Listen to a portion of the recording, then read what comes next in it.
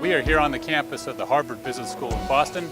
This is day one of the build out of the sprung structure for the Crimson Commons dining facility that KitchensToGo is installing. So the Crimson Commons project was an idea devised from a need to demolish the Kresge building and replace it with a new building. During the construction of that facility, we needed a structure to accept all of the executive ed participants and be able to house them and feed them throughout that process. And we've been lucky enough to find KitchensToGo that will be providing not only the sprung structure but also the kitchen modules for the project.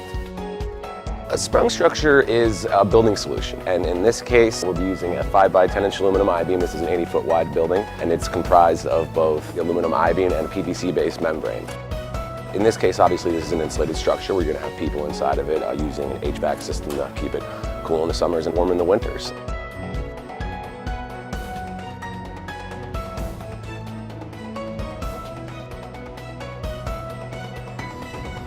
HBS was very interested in maintaining existing trees. It's one thing not to go through them, but you also have to be careful about their tree root locations and any loads that you're imposing within their root locations. And we all struggled with ways to thread the whole facility amongst the trees. What you see behind me are a series of large steel girders that we put in place to span the root ball of these large specimen trees.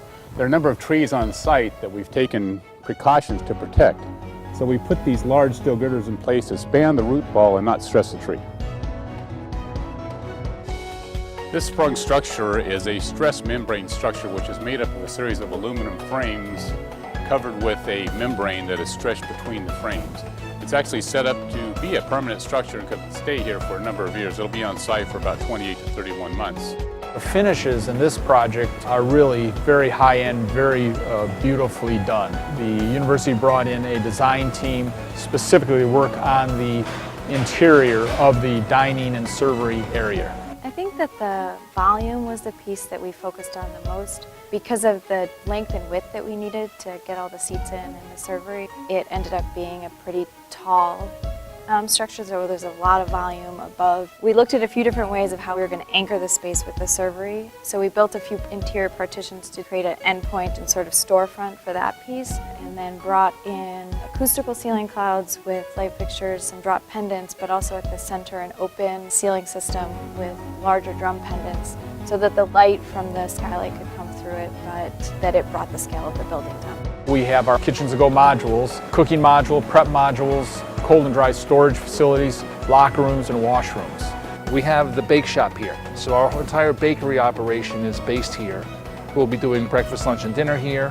Breakfast, everything will be cooked here for breakfast, and then lunch and dinner we will bring some of the foods over already prepared, like the soups.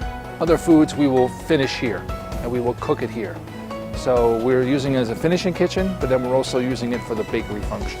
Coming over here, working with new equipment, the luxury of getting everything from scratch new, which is really nice. It's very consolidated.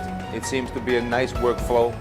I'm very excited about that. One of the key features of this interim dining and kitchen complex is that we've integrated a series of enclosed modular walkways. The interface between the sprung and the KitchensToGo modules was designed for, as you can see, open and free access both visually, verbally, and physically. Working with KitchensToGo has been great.